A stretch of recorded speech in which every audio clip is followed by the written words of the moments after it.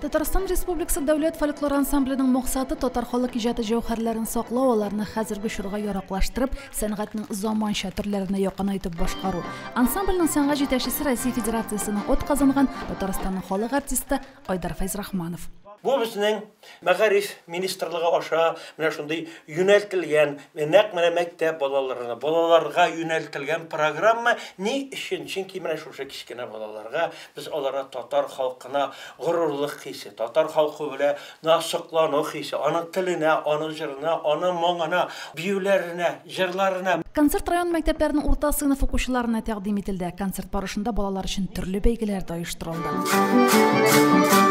Татарстан Республикасы дәүләт фольклор ансамблендә мөслим егетләре дә эшли. Тойгылды егет Рөстәм Гыйльфанов һәм мөслим егете Айдар Әхмәтҗановны райондашларыбыз яхшы белә.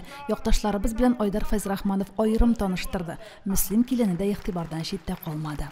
Үзебезнең туган ягыбызда чыгыш ясау инде безнең өчен бик олы ответственность дип әйтик инде.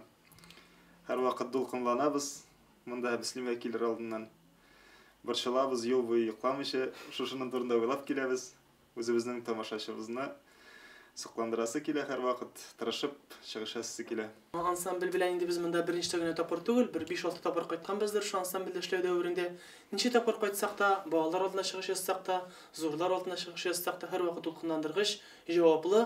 Инде үзебезнең туган якта бигрәк тә, чөнки монда инде бүтән шундый таныш карашлар, таныш йөзләр, туганнар, әтиләр утырган вакытта һәр вакыт җаваплы, шул вакытта бик күңелле һәм кызыкта, үзебездә инде бер дулкынлану хисе белән бергә горурлык хисләре дә уяна күңелдә.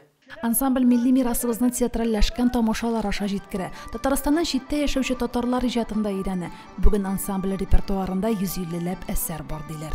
Римма Авзалова, Динар Нуретдинов, Мөслим телевидениесе.